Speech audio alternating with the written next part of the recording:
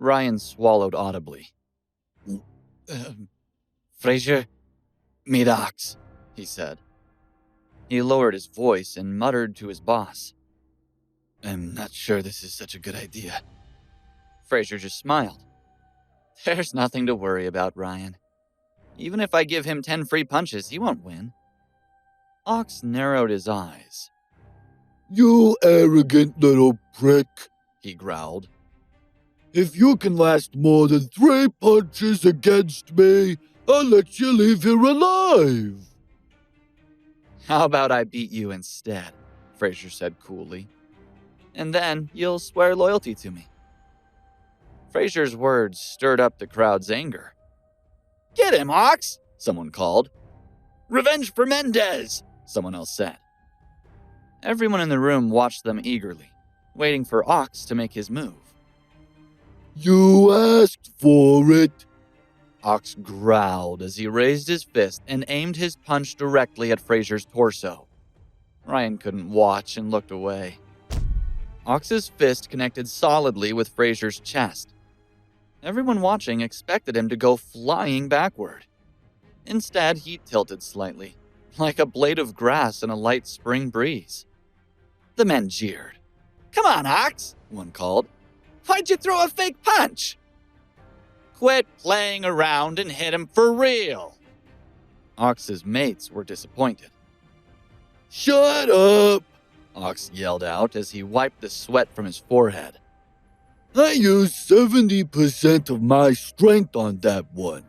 It could have knocked out a cow. The men's eyes widened. No way, one of them thought. He's gotta be joking. 70% of Ox's strength is more than most guys' 100%. How could the stranger withstand a punch like that? Ryan looked back at Frazier, and his mouth fell open to see his boss still standing and apparently fine. Ox's fists are legendary, he thought. If you don't die from one of his punches, you'll be crippled for life. Boss, what happened? He asked. Did you put steel plates in your body or something? Frazier ignored Ryan's comment and looked Ox straight in the eye. 1 punch down, he said. 9 more to go. None of the men there knew that Frazier had been practicing martial arts since he was a child and was highly trained in offensive and defensive techniques.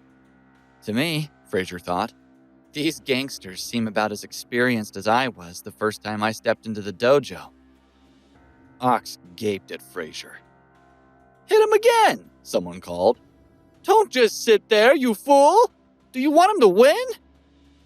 Someone started chanting. Ox! Ox! Ox! Others took up the cry until the room rang with the sound of their cheering. Ox grinned fiercely at Frazier. Seems I underestimated you, he said. I still have 9 punches, but I can tell you right now that I won't need all of them. Let's go then, Frazier said. Come at me. Ox clenched his right fist, cocked his arm, and punched out with all of his strength. Frazier saw the punch coming, took a deep breath, and centered himself. Ox's fist struck Frazier's chest like an egg striking a rock. Frazier absorbed the impact without moving and continued to stand tall. Ox felt pain blossom through his fingers and reverberate back into his wrist. Ox stared at his bruised knuckles. I give up, he yelled. I don't dare punch him again, he thought. I want to sit in the boss's seat, but I can't take any more of this. After 10 punches like this, my hand would be useless. Everyone in the room looked from Frazier to Ox, wondering what kind of man could make Ox give up after only 2 punches. There you have it, Frazier said. Does anyone else want to fight? Or do you accept me as the new boss? The lieutenants looked at each other and then pulled their chairs close together for a conference.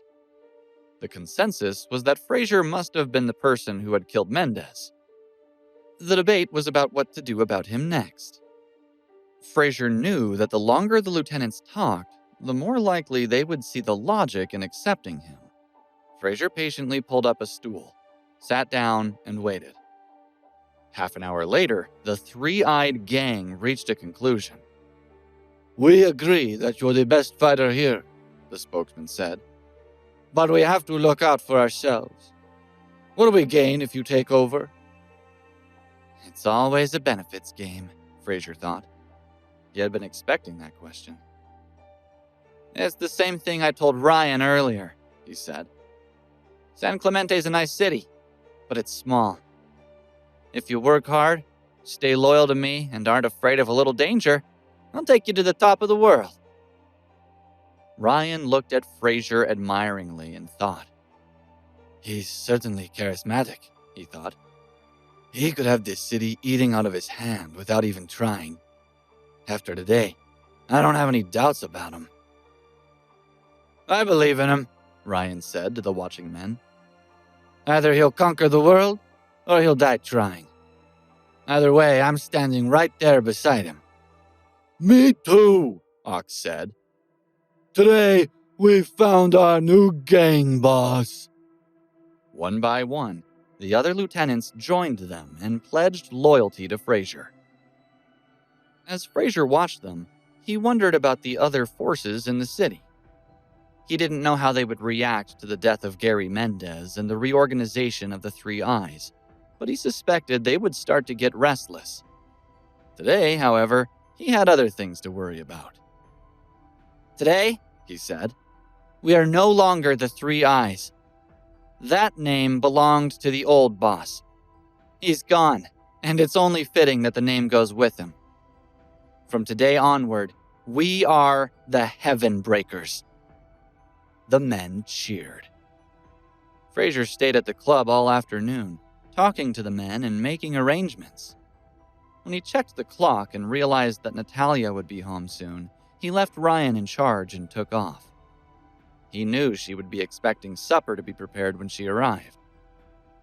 He got home just a few minutes before the ladies did. When the door opened and Sheila and Natalia walked in, he called out, Supper will be ready in just a few minutes. He fully expected to be scolded. There's no need to fix dinner, Natalia said. Tonight, we're going out to celebrate, and I'm treating both of you. She radiated happiness and goodwill as she walked into the kitchen. Oh, what happened? Sheila asked as she hugged her friend. Did you win the lottery or something? Even better.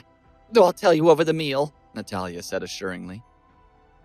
The three of them piled into Sheila's car, and she drove them to her favorite restaurant.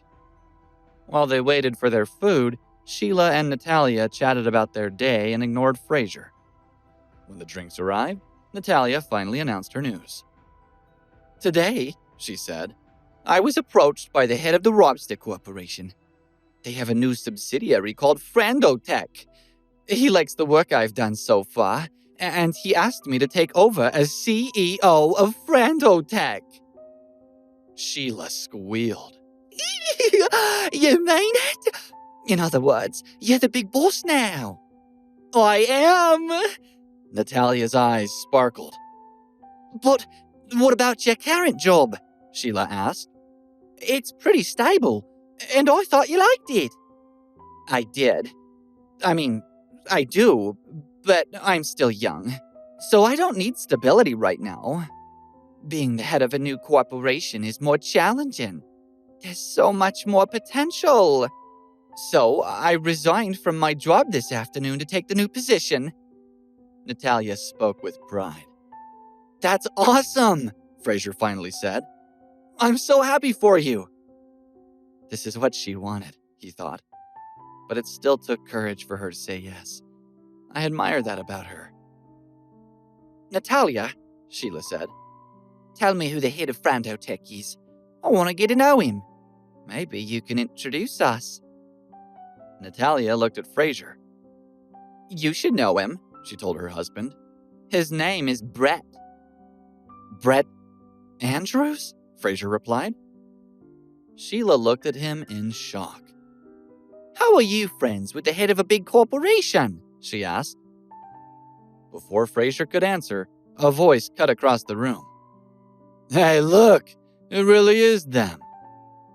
The three of them turned to see two people walking toward their table. "I thought that voice sounded familiar," James said to Pearl. "It's my sister and her useless husband." Natalia and Sheila had been talking loudly. As James and Pearl entered the restaurant, they heard their voices and came over to confirm if they were right. Natalia saw them and her expression darkened. "What are you doing here?" she asked. "First, he kicked me out of my home," she thought. "And now he ruined my big moment. Because of him, my relationship with the rest of my family is on the verge of falling apart." "What do you mean, Natalia?" Pearl asked. "It's not like you own this restaurant, is it? We have every right to be here. And we're family." She turned so that her brand new designer handbag was displayed prominently. "I just joined this family, and I'm already a valued member," she thought. "We're even going out to a fancy restaurant for no particular reason. Natalia's been married for 3 years to that good-for-nothing husband. The LaPlace did the right thing when they made those two leave. They're nothing but a joke." James was also gloating. "You should watch your tone, Natalia," he said. "You don't seem pleased to see us. But Pearl's right. We're family. Why don't you treat your brother and sister-in-law to dinner?" Sheila couldn't believe how shameless James was. She started to rise in protest when she felt Frazier's hand on her arm. He shook his head slightly to tell her to stand down. "I guess this is a family matter," she realized. "It needs to be handled by them." Frazier stood up instead and extended his hand welcomingly. "Have you two eaten yet?" he asked with concern. "Please join us. We can pull up a couple more chairs." James blinked in surprise. He had not expected that from his brother-in-law. "It depends on what you're buying," Pearl said disdainfully. "You're not going to cheap out and insist we order from the appetizer menu, are you? Because if we join you, we're going to get all the courses." Natalia had decided to try to be nice when Frazier made this gesture, but Pearl's words made her blood boil. "I can't believe their nerve," she thought. "They're destroying my celebratory meal." Frazier saw his wife's anger building, and he turned to James and Pearl. "Stop," he said as they were in the process of sitting down. "First, you're going to apologize to Natalia." They looked at him in disbelief. "How dare he talk to us like that?" James thought. "He's just a shady leech." "Who do you think you're talking to?" James asked indignantly. "I can't believe you actually came to this restaurant with your puny little salary. Can you even afford to eat here?" "Yeah," Pearl sneered. "How much do you make in a year anyway?" "Natalia just became the CEO of Frando Tech," Sheila blurted out, unable to hold her tongue any longer. "CEO?" James asked, stunned. Then he grinned maliciously. "I see. You're just lying to make your friend look better. Even if Natalia was hired by Frandotech, she would just start at an entry-level salary. How could she possibly be the CEO?" "Even if you don't believe it," Sheila said, "it's true." James was skeptical. "Natalia, what's going on?" Natalia explained her good news, but she left out the fact that Frazier knew Brett. "If you want, I could see about getting you a job there," she said as a peace offering. Pearl wrinkled her nose. "Impossible," she said. "Why would I want you as my boss?" Pearl was consumed with jealousy. "I couldn't stand her when she was a business manager," she thought. "Now that she's a CEO, there's too big a gap between us." Sheila spoke up again. Natalia's worked hard to get where she is. This is something she really deserves. Quit joking, Natalia, James said. Tell me the truth. This is the truth, she replied. After I tie up some loose ends at Robster, I'm going to start at Frandotech. I have no reason to lie to you, and they're going to publicly announce it soon. So, you're going to be a CEO, Pearl said. What's your monthly salary going to be? That's still under negotiation, Natalia thought. Frazier suddenly spoke up. The CEO's salary is calculated as a percentage of company earnings, he said. Everyone knows that. It's somewhere in the range of $2 million a year. Pearl's mouth fell open in disbelief. $2 million a year? She thought. I can't believe that Natalia could come into that kind of money. You buy a new luxury car every year with that kind of cash. She looked from Natalia to James. This has got to be a joke, she said, growing more upset with every word she spoke. You and your sister are lying to me. You must think I'm a fool to fall for this. It's obvious you're having fun at my expense. Well, who cares about the Laplace family anyway? She turned and ran out of the restaurant. Pearl! James called as he chased after her. The restaurant became calm after they left. James and Pearl hadn't realized they had been making a scene. Other patrons watching the show returned to their food and drinks. Natalia watched the door they had just gone through. Maybe I should go after them, she thought. He is my brother, after all. Perhaps I owe him an apology. She decided to give Pearl and James time to calm down and turned back to her table mates. Frazier, when did your friend Brett become such a hotshot? She asked, trying to restart the conversation. I remember him distributing flyers on the street not so long ago. Oh, he's amazing, Frazier said. Just wait until you get to know him. I begged him for a long time to buy a company so that you could be the boss. Oh, stop pretending like this is your doing, she said. One question, and you're trying to show off. What does Frandotech have to do with you? And I'm just the CEO. I'll still be working for your friend. Why don't you ask him to give you a job too? I'm not as smart as you, Frazier laughed. I could never work in the corporate world. Maybe I'll become a security guard. Natalia cast a critical eye over her husband. You? A security guard? Yep, he said cheerfully. If anyone gives you trouble, just let me know, and I'll beat him up for you. I don't see him this happy very often, Natalia thought. Her heart softened. Frazier smiled to himself. Security guard is a sweet way of putting it, he thought. If Ox can't beat me, who do I have to worry about?